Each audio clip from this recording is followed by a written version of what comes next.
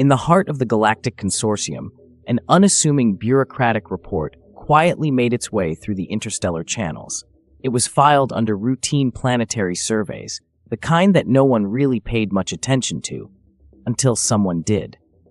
Zurail, a low-ranking data analyst from the Xantrith Collective, was the first to notice something off about it. What began as a casual review quickly morphed into a frantic double-checking of calculations, followed by an emergency alert to his supervisor. Earth, that seemingly insignificant backwater planet from Sector 3492, had just been classified as a Class 13 Deathworld.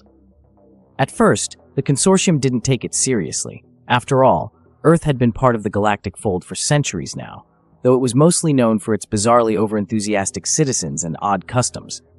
Some minor infractions, a few incidents of humans being, well, human, but nothing to justify such a deadly classification. Surely, it had to be a mistake. Class 13 was reserved for planets where even the atmosphere itself was considered hostile to all known forms of life. Planets that were outright uninhabitable, certainly not a place where a sapient species could survive. But the numbers didn't lie. It wasn't long before the Galactic Forum was summoned into an emergency session. Representatives from every major species in the consortium, beings with hundreds of years of interstellar experience, gathered, exchanging nervous glances and unsure whispers. A Class 13 planet? Had the humans been hiding their world's true nature all this time? Or worse, were they aware of just how dangerous their home truly was? In the towering halls of the Forum, High Counselor Orist, a distinguished member of the Phallarite species, presided over the meeting. His elongated form swayed slightly, a clear sign of anxiety among his kind, as his voice crackled through the translation nodes. We have received an alarming report regarding the planet designated Earth. According to recent data, it meets all criteria for the highest possible danger rating. A, Class 13 Deathworld. The statement echoed in the chamber, and a collective gasp rippled through the assembly. A creature from the Vraktari delegation, with its translucent skin shimmering in agitation, muttered to its neighbors, "That can't be right. I visited Earth. It was humid, sure, but deadly. No way." Ryslok, a reptilian figure from the Mrogar species, scoffed openly. "Humans live there. If they can survive it, how bad can it be? They don't even have scales." Laughter erupted, but it was the nervous kind. The kind that tried to cover up the growing uncertainty and fear settling into the room. The consortium was no stranger to Deathworlds. Planets with high classifications were well documented, but they were always avoided, sealed off with strict intergalactic laws to prevent any form of accidental exploration. No species had ever intentionally settled on such a planet and lived to tell the tale. Yet here were humans, thriving on a Class 13 world for millennia, without even knowing the danger they were in. Or maybe, as some began to whisper, the humans knew all along. What exactly makes this planet so dangerous? One of the newer members of the Forum, a Zagrath named Chlor, asked. His multi-lensed eyes flicked rapidly between the screens displaying Earth's data, clearly searching for some error. There must be a mistake in the classification. Their cities, their history. It doesn't add up. Counselor Orist raised one of his many appendages, signaling for silence. The planet's atmosphere is volatile. Temperatures fluctuate to extremes across many regions. Natural disasters occur with alarming frequency. Its flora and fauna are uniquely aggressive and adaptive, both to the environment and any creature unlucky enough to cross them. Orist paused dramatically, eyes narrowing. And their oceans, the most violent bodies of water in the known galaxy. A single wave can crush structures. The creatures that dwell beneath the surface. Ryslok interrupted, still chuckling. Oceans? You mean water? You can't be serious. The creatures, Orist continued, ignoring him, are capable of reaching sizes unmatched by anything outside of our worst nightmares. Some hunt in packs, others are solitary behemoths. All of them, deadly. Ryslok's smirk faltered. He had heard rumors about Earth's marine life. All right, but the humans still managed. I mean, they've got technology. It's not like they're just swimming around in that mess without protection. Several delegates nodded, but the discomfort remained. The data wasn't just about natural dangers. There was something different about Earth, something that every logical being in that room found hard to grasp. They evolved there. a soft voice piped up from the corner. It was Nival, the representative from the Veltar. Her pale green eyes glimmered with curiosity and a hint of worry. Whatever adaptations they've made, their very biology is shaped by the constant struggle against this environment. They thrive where others would perish. The silence that followed was thick. Humans thrive. The phrase bounced around the minds of the assembled delegates, each processing it with varying degrees of disbelief. If Earth was truly a death world of the highest order, then the humans were not just survivors, they were a product of it. Their resilience, their notorious adaptability, it all made sense now. But that realization only led to more troubling questions. If they had been shaped by such a lethal world, what did that make the humans? Somewhere in the back of the hall, a sharp voice called out, "What do we do with them now? Are we safe?" This was no longer a simple classification issue. Earth's new status didn't just change how the planet was viewed, it called into question everything the Galactic Consortium thought it knew about humans. If they could survive, even thrive on a death world, what else were they capable of? What other secrets had been buried beneath their seemingly innocuous exterior? The unease in the chamber grew as the delegates exchanged uneasy glances. The humans had always been seen as slightly odd, yes, but no one had ever considered them dangerous. Now, with Earth's classification hanging over them like a cosmic guillotine, that perspective was shifting. Counselor Orist took a deep breath, his many eyes narrowing. "We need more information. Until we know more about what this means, we will treat Earth with caution. But one thing is clear. This changes everything." And with that, the meeting adjourned, leaving the delegates to return to their homeworlds with the most disturbing news they'd heard in years. The humans were no longer just an eccentric species. They were survivors of the deadliest world ever catalogued, and no one quite knew what that meant for the rest of the galaxy. The Galactic Forum had barely closed its doors when the news spread like wildfire across the consortium. Every major communication hub buzzed with transmissions, each one more frantic and incredulous than the last. Intergalactic news outlets were flooded with headlines. "Humans come from Class 13 Deathworld. Earth, the deadliest world we never knew, and perhaps the most dramatic of all, should we fear humanity?" Across countless star systems, the reaction was a mix of confusion, fear, and oddly enough, laughter. In some corners of the galaxy, the idea of Earth being the most dangerous planet was met with outright disbelief. Aliens, having dealt with humans for centuries, simply couldn't wrap their minds around the fact that these odd, cheerful creatures came from the deadliest rock in the known universe. Take the Graln Republic, for example.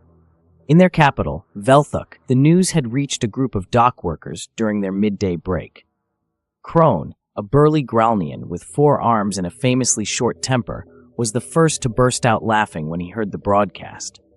Wait, you're telling me," Crone chuckled, nearly choking on his drink, "that humans, those soft, squishy little bipeds who drink liquids that smell like they're made of sulfur, come from a planet that's deadlier than Zoxar Prime?" His co-workers, an assortment of Gralnians and other species, nodded. Their faces were split between confusion and amusement. "Impossible!" Crone slammed one of his fists on the table, sending a stack of datapads flying. "They can't even regenerate limbs. How could they possibly survive on a Class 13 death world?" One of his companions, a lanky Nogrith named Echith, chimed in, his elongated neck bobbing as he spoke. "And they don't have exoskeletons, no natural armor at all. If I had to survive without my carapace on a planet like that, I'd be dead in a cycle." Laughter erupted around the table, but it was mixed with a growing sense of unease. Because, for all their joking, no one could deny the facts. The consortium's data was rarely wrong. Earth was a death world, and the humans had somehow survived there, thrived even. At the same time, on the far side of the galaxy, a meeting of the Rellan Academic Council was taking place. The Rellans were known for their vast intellect and scientific curiosity, but not even they could suppress their skepticism when Earth's classification was brought to the table. "Preposterous," barked Dr. Thinrick, an elder Rellan who had spent decades studying planetary biology. His gills flared in agitation. "The probability that a sapient species could emerge on a planet so hostile is astronomically low. The sheer number of environmental hazards would make any form of intelligent life highly improbable. Dr. Yitris, a younger Rellan and an expert in exobiology, disagreed. But it's not just about probability, Thinrick. We've always known humans were resilient. Their ability to adapt to a wide range of conditions is well documented. They've colonized planets that most species wouldn't even dare visit. Perhaps we underestimated just how much of that adaptability comes from their origin. Thinrick scoffed. Adaptability? You mean their reckless habit of flinging themselves into dangerous situations and somehow making it through alive? It's more than that, Yitris insisted, scrolling through the newly available data on his holo display. Their bodies are in a constant state of flux, immune systems that adapt at a speed we've never seen before, an unmatched capacity for pain tolerance, and, he paused, looking up at the room of scholars, they have a complete disregard for personal safety. The room fell silent, and for a moment, it seemed like the entire Rellan Council was processing the same disturbing thought. What if Earth's classification wasn't a mistake? What if humanity's recklessness was their strength? Meanwhile, on Drixon 4, a small colony world primarily inhabited by the peaceful Acris species, the news had caused quite a stir in the local market square. Acris were known for their calm demeanor and pacifist ways, which made their reaction to Earth's status all the more dramatic. "Class 13!" shrieked Flavic, a normally composed Acris farmer, as he dropped his bundle of red spice. "They've been living on a Class 13 Deathworld this whole time?" His neighbor, an elderly Acris named Nelthus, gave a slow, horrified nod. "It explains a lot, don't you think? Their erratic behavior? The way they smile in the face of danger? It's as if they're not afraid of anything." "And now we know why," Flavic exclaimed, eyes wide with realization. "They grew up being chased by things with more teeth than I've got hairs on my body. To them, our galaxy must seem like a vacation." Nelthus trembled. "We need to be careful around them. Who knows what they'll do next?" But the Acris weren't alone in their panicked interpretations. The Korath Syndicate, a military coalition known for its aggressive expansionism, also took note of the new classification. In their war chambers, Commander Grek, a hardened veteran with scales that shimmered dark green, stared at the galactic map with narrowed eyes. "So," Grek muttered, his deep voice vibrating through the room, "the humans come from the most dangerous planet in the galaxy, and we've been treating them like they're some sort of primitive oddity?" One of his advisors, a younger officer named Ekra, shifted uncomfortably. "It would appear so, Commander. We underestimated them." Grek snorted. "We've underestimated a lot. How in the name of the stars have they managed to survive for this long?" Ekra fidgeted. "Perhaps they're tougher than they look?" "Tougher? Ekra, if half of what we're hearing is true, they're unbelievably tough. Imagine if we'd tried to invade them. We could have been wiped out by a bunch of creatures who think surviving volcanic eruptions and tsunamis is a normal Tuesday." The commander paced the room, his thoughts racing. The Korath were no strangers to conflict, but this new information about the humans was throwing everything into chaos. They'd always assumed that humanity's success in the galaxy was due to luck or some strange technological advancements. But now it seemed like the humans had been forged in the fires of their planet's endless dangers. "We need to revise our strategy," Grek finally said, his eyes gleaming with a new sense of wariness. "Because if humans are as dangerous as their planet, we're going to have to be very careful." And so it went across the galaxy. Some species tried to laugh off the news, unable to reconcile the image of cheerful, coffee-drinking humans with that of the survivors of the deadliest world ever catalogued. Others took the information far more seriously, immediately convening councils and military strategists to determine if humanity posed a threat that had been hidden in plain sight all along. Still, there was one thing that united the entire intergalactic community: confusion. "How?" became the rallying cry of the baffled and bemused alike. How had these creatures survived? How had they thrived? How had they made their way off such a world and become part of the broader galaxy without anyone realizing the truth? The more the various species thought about it, the more absurd it became. Some even proposed that the humans themselves were unaware of Earth's true classification. After all, how could they know? To them, it was just home.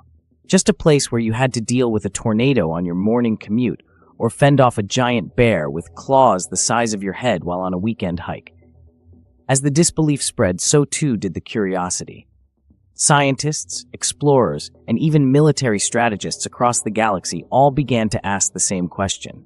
What other secrets were the humans hiding? Because if they could survive a Class 13 Deathworld, who knew what else they were capable of?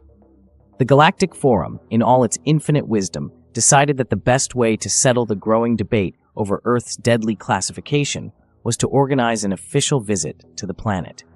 After all, if Earth truly was a Class 13 Deathworld, then surely a properly equipped diplomatic delegation could verify the situation firsthand. And so, after much deliberation, and no small amount of behind-the-scenes betting on how this would all end, the consortium put together a team of highly respected and, more importantly, highly insured representatives. Leading the mission was Ambassador Tharl, a Gorlaxian renowned for his calm demeanor and thorough diplomacy skills. His gelatinous body rippled gently as he stood before the team, his 8 eyes scanning the group of selected envoys. Standing next to him was Brixik, a 6-legged Denari scientist, whose expression suggested that he was already regretting his decision to join the mission. Tharl cleared his throat, or at least made a sound that was the Gorlaxian equivalent of such a gesture. Our objective is simple. We will land on Earth, meet with the local human authorities, and assess the true conditions of their environment. We will see for ourselves if this Class 13 Deathworld classification is accurate. Brixik, nervously flicking his antennae, raised a clawed hand. And what if it is accurate? Tharl's eyes blinked in unison. Then we will observe from a safe distance. A very safe distance, I hope, muttered another member of the team, Graal, a Quixarian whose species was known for their extreme risk aversion. Graal was already regretting his decision to volunteer. He had assumed Earth would be one of those cozy, quiet planets with maybe an annoying weather pattern or two. Now, he wasn't so sure. The journey to Earth was surprisingly quick, the consortium's finest vessel making short work of the interstellar distance. As they neared the planet, the team gathered in the observation bay, staring at the blue and green sphere rotating peacefully below them. Looks harmless enough, Brixik murmured, though his mandibles clicked nervously. Ambassador Tharl tilted his head. Appearances can be deceiving. Remember, this is the same planet that houses predators capable of crushing vehicles with their jaws. Graal, who had been hoping this was all some elaborate prank, shivered. Predators with jaws? I thought that was a metaphor. Before anyone could elaborate on Earth's infamous fauna, the ship's automated systems began the descent, and soon they were landing in a designated spaceport outside one of the humans' bustling cities. The atmosphere felt oddly normal. The air was breathable, the gravity standard, and the temperature only slightly uncomfortable for some of the cold-blooded species on board. But as they disembarked and took their first steps onto Earth's soil, the true nature of the planet began to reveal itself, slowly but surely. Their human liaison, a bright-eyed woman named Joanna, greeted them with a wide smile. Welcome to Earth. We've got everything set up for your visit. Hope the journey wasn't too rough. Ambassador Tharl extended a gelatinous appendage, which Joanna shook without hesitation. Thank you for hosting us. We're here to assess the conditions of your planet, as you may know. Joanna grinned, showing her teeth, a gesture that caused several members of the delegation to shift uncomfortably. Oh yeah, we heard about the reclassification. Pretty wild, right? But don't worry, Earth's not that bad. I mean, sure, we have our fair share of, incidents, but nothing a bit of common sense can't handle. The team exchanged nervous glances. If incidents were considered normal, what horrors awaited them? Their first stop was a city park, a seemingly tranquil area filled with trees, grass, and humans enjoying a sunny day. Birds chirped overhead, and a few squirrels darted about, foraging. At first glance, it appeared to be a peaceful, serene location. But then, things took a turn. A shrill scream echoed through the park as a large dog broke free from its leash, barreling towards the delegation with alarming speed. Graal yelped and scrambled behind Brixik, who had already begun calculating escape routes. The dog, thankfully friendly, came to a stop just before reaching them, wagging its tail enthusiastically. This is normal, Graal hissed, his limbs shaking as he peeked out from behind the Denari. Joanna jogged over, laughing as she caught the dog's leash. "Oh, sorry about that. Rex here just gets excited sometimes. No harm done." "No harm?" Growl sputtered. "That creature could have devoured us whole." Tharl, ever the calm diplomat, blinked slowly. "It appears we may need to recalibrate our danger assessments." Joanna chuckled as she patted the dog on the head. "Oh, Rex wouldn't hurt a fly. Though I'll admit, some of the wildlife can get a bit rowdy. You should see the alligators down south." "Allie? Gators?" Brixik's antennae twitched nervously. "Are they large?" Joanna grinned again, and several members of the delegation braced themselves. "Oh yeah, they can get really big. But as long as you don't go poking around in their swamps, you'll be fine." The delegation proceeded with caution, and their next stop was a visit to the coastline. The ocean was a sight to behold, vast, blue, and seemingly endless. But as they stood there admiring the view, a massive wave suddenly crashed onto the shore, sending water and seaweed flying in all directions. Growl shrieked, flailing as he tried to avoid the incoming spray. "Is the ocean trying to kill us?" Joanna just shrugged. "Nah, that's just high tide. Happens all the time. You get used to it." "Get used to it?" Tharl repeated slowly, his eyes reflecting the vastness of the ocean. He'd heard rumors of Earth's oceans, but seeing it in person, feeling its raw power, was a different experience entirely. "Are there creatures in there?" "Oh, tons," Joanna said cheerfully. "Sharks, jellyfish, the occasional whale, but hey, as long as you're careful, it's no big deal." The delegation members exchanged terrified glances, their minds racing. In any other part of the galaxy, a planet with these kinds of environmental hazards would be uninhabitable. Yet here were the humans, not just surviving, but thriving. And then, of course, there was the weather. As they made their way back to the city, the sky darkened, and a massive storm began to roll in. Rain poured down in sheets, and the wind howled like a wild beast. Ambassador Tharl, his body already struggling to maintain form in the heavy rain, turned to Joanna. "Is this typical weather?" Joanna pulled up the hood of her jacket, looking entirely unfazed. Not too bad today. Just a little storm. You should see the hurricanes." Growl, shaking under a makeshift umbrella made of his own arms, was nearly hysterical. "This is just a little storm?" "Yeah, nothing to worry about," Joanna shouted over the roar of the wind. "You'll be fine as long as you don't stand under a tree during a lightning strike." "Lightning strike?" Brixik gasped, his legs twitching involuntarily. "We should leave immediately." But the humans seemed almost comfortable in the chaos. People were still walking around, going about their business, as if the storm was just another minor inconvenience. It was becoming clear to the delegation that what they considered life-threatening, humans saw as a routine part of existence. The final straw came when they visited a nature reserve, an area meant to showcase the diversity of Earth's wildlife in a controlled environment. The moment they entered, a deer darted out of the bushes, startling the entire delegation. But it wasn't the deer that caused the most alarm. It was the massive bear that lumbered out shortly after, sniffing the air. Ambassador Tharl froze. Growl fainted. Brixik began calculating the exact probability of survival, which wasn't looking good. "Oh, don't worry about the bear," Joanna said, waving dismissively.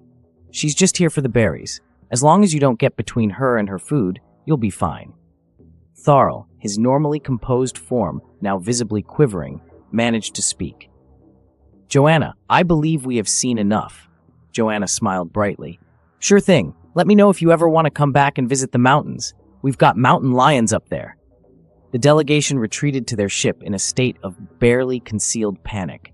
As they ascended into the atmosphere, Brixik glanced out the window at the blue planet shrinking below them.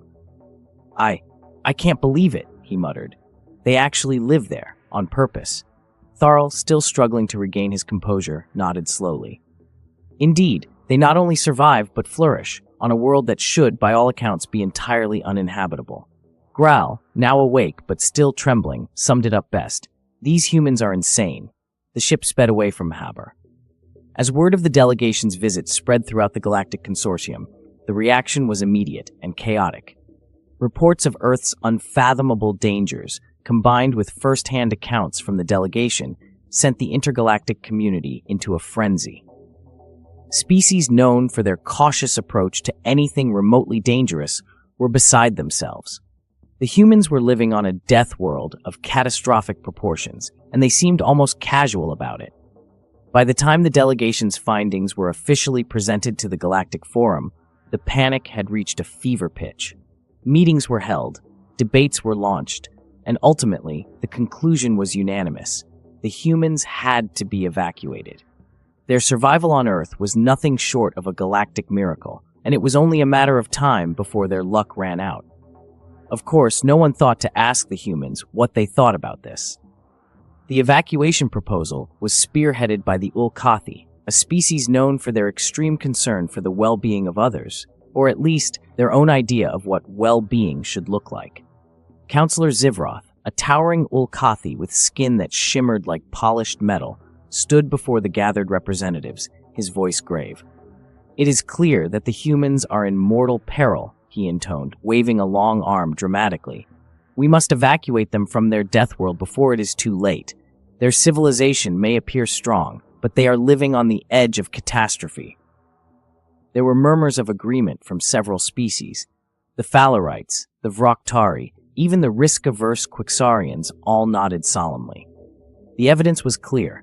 Earth was far too dangerous for any sapient species to survive on indefinitely. The plan, in theory, was simple. A massive evacuation fleet would be dispatched to Earth, ready to relocate the entire human population to safer, more hospitable planets. Temporary housing would be provided, and generous resettlement packages would be offered. In the minds of the consortium, it was the least they could do for these poor, unfortunate humans. But, as was soon to be discovered, the humans had other ideas. The first fleet arrived in Earth's orbit with little fanfare. From the human perspective, it was just another routine alien diplomatic visit. When Joanna received the transmission from the consortium, requesting an emergency audience with Earth's leaders, she assumed it was to discuss trade agreements or the ever-ongoing debate about human-made pop culture spreading across the galaxy.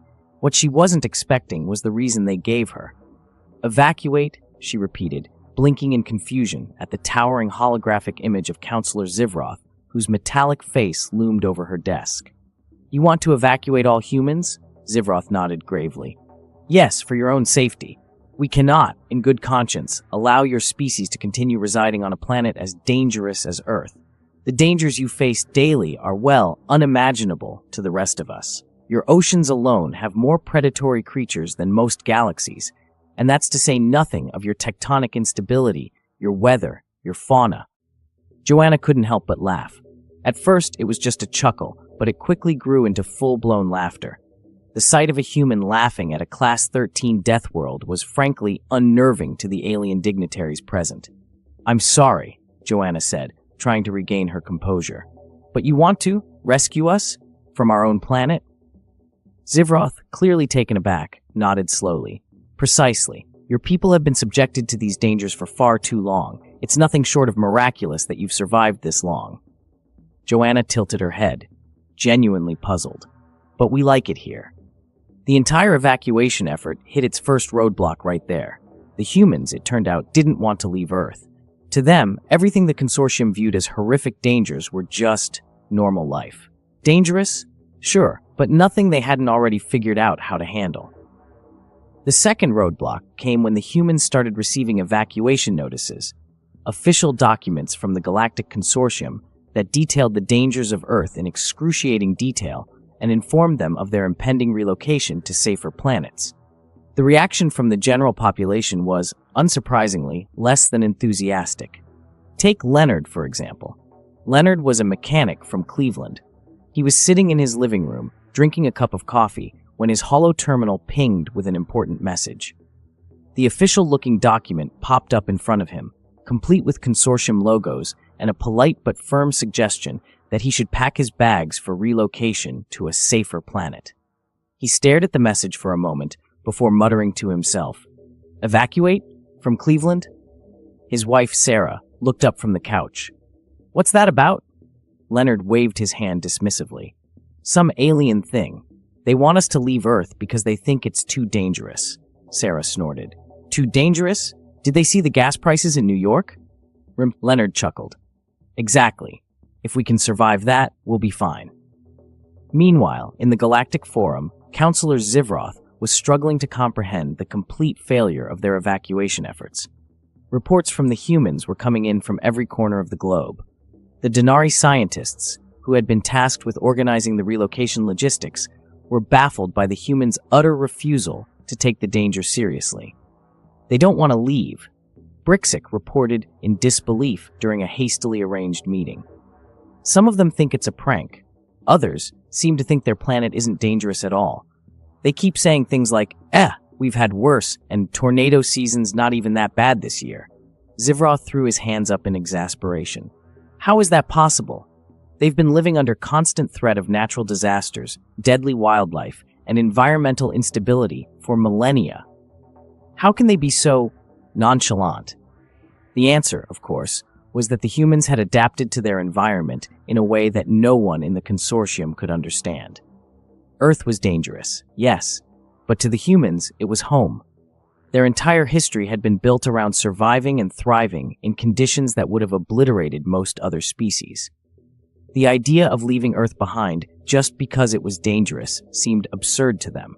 In one particularly memorable incident, a human farmer named Earl received a visit from an alien team tasked with helping him pack for the evacuation. Earl, a grizzled old man who had been working the same stretch of land for over 40 years, greeted the aliens with a bemused smile. "So, you folks think I should leave the farm, huh?" Earl asked, leaning on his pitchfork. The lead alien, a small bird-like creature named Talthik, nodded vigorously. Yes, your planet is incredibly unsafe. The seismic activity alone could cause catastrophic damage at any moment. And the predators, have you not heard of the wolves? Earl scratched his head. Wolves? Yeah, we've got a few around here. Never been much of a problem, though. Talthik blinked in confusion. But they could eat you. Earl shrugged. Not if I shoot 'em first. The alien delegation was at a complete loss. No matter how hard they tried, they simply couldn't convince the humans that leaving Earth was in their best interest. The humans, in turn, found the entire situation increasingly hilarious. News outlets ran stories with headlines like, "Evacuate Earth? No thanks, we've got barbecues planned," and "Humans refuse alien rescue, prefer mildly dangerous planet." Back in the Galactic Forum, the frustration mounted. Ambassador Tharl, who had witnessed Earth's dangers firsthand, tried to explain the situation to his colleagues. It's not that the humans don't understand the danger. They just don't care in the same way we do. They're used to it. To them, a Class 13 Deathworld is just a normal Tuesday. Counselor Zivroth shook his head in disbelief. But how can they be so casual about it? The storms, the predators, the natural disasters, they should be terrified. Tharl sighed. They're not like us. They've evolved to survive things that would wipe us out in a single cycle. Their entire culture is built around overcoming impossible odds. Telling them they need to evacuate is like telling them to stop being human. In the end, the evacuation attempt was quietly shelved. The consortium, faced with the sheer absurdity of trying to force an entire species to leave their home planet, had no choice but to accept that the humans weren't going anywhere. Earth was, and would always be, their home, even if it was a death world. As the evacuation fleet departed Earth's orbit, Brixik turned to Tharl, shaking his head in disbelief. I never thought I'd see the day when an entire planet of sapients refused to be saved from certain death. Tharl's gelatinous form rippled with amusement. The humans have a saying, Brixik. Home is where the heart is. Brixik's mandibles clicked thoughtfully. Yes, but their home is trying to kill them. Tharl's eyes blinked slowly in agreement. And that, as the evacuation fleet left Earth's orbit, the rest of the Galactic Consortium watched in stunned silence. The attempt to rescue humanity had not just failed, it had backfired spectacularly. Instead of grateful acceptance, the humans had laughed, shrugged, and returned to their chaotic lives, as if the galaxy's collective concern was nothing more than a minor inconvenience. To the average alien, this was incomprehensible. How could a species so nonchalant about death continue to thrive on a planet that should have killed them off eons ago? As rumors spread across the stars, the narrative around humans began to shift in ways that no one could have predicted. Soon, entire alien civilizations were talking not just about Earth's hazards, but about the humans themselves. There was something fundamentally unsettling about a species that treated near constant danger like a mildly irritating weather forecast.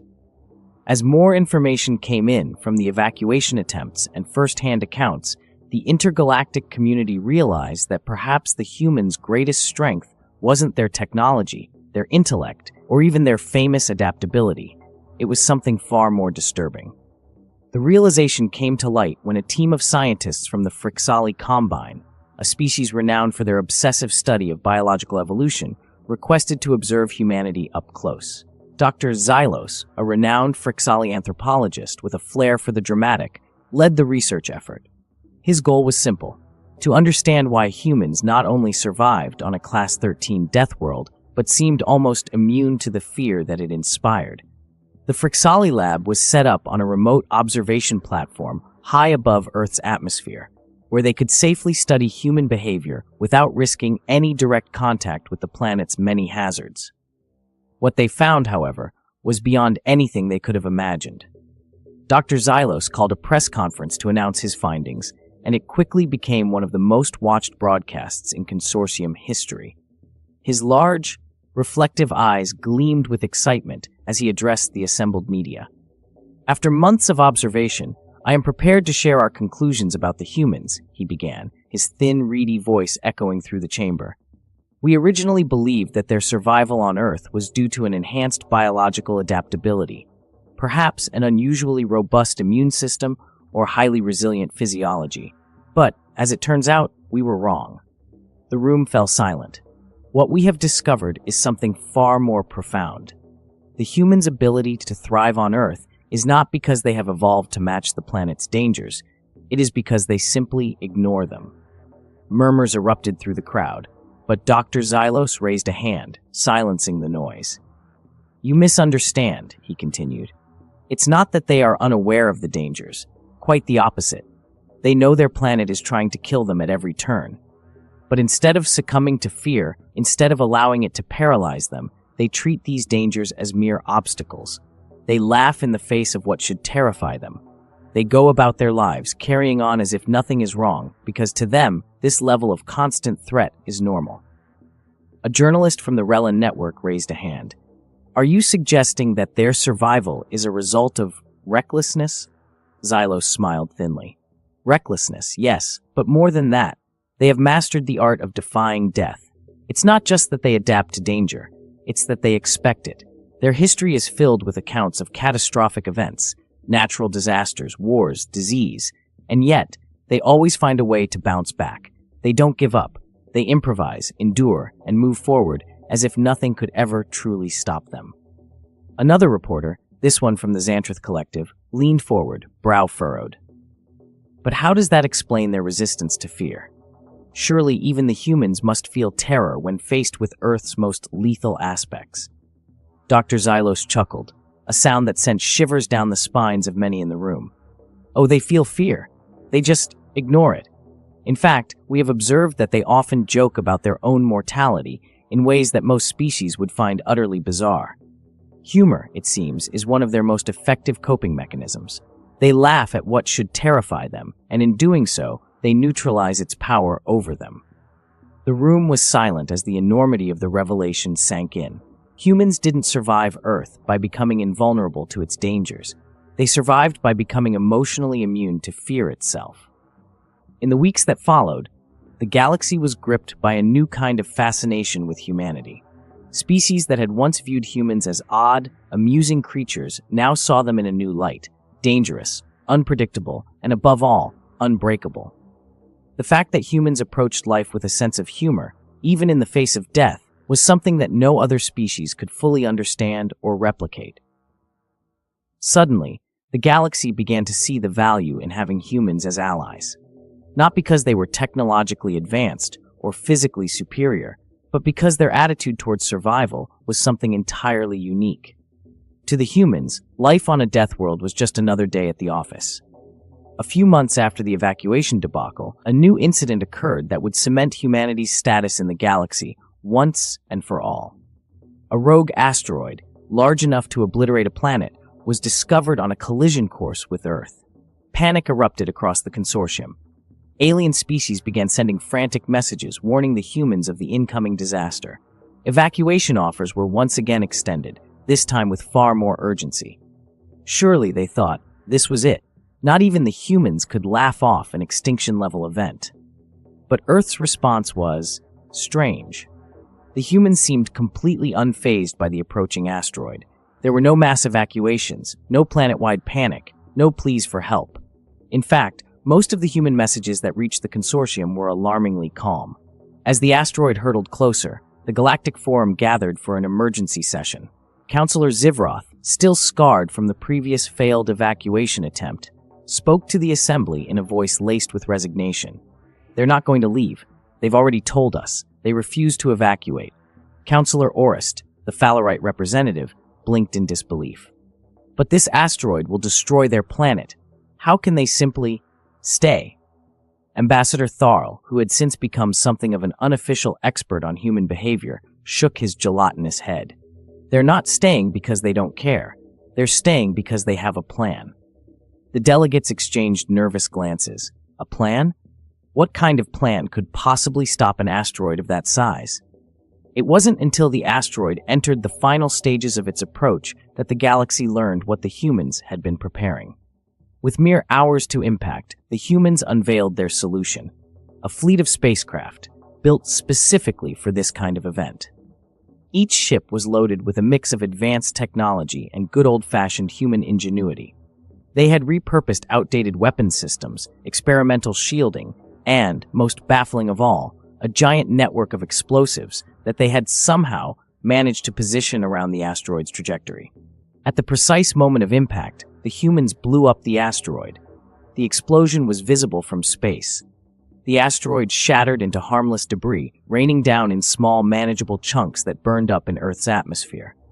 It was a feat of engineering that left the entire galaxy speechless.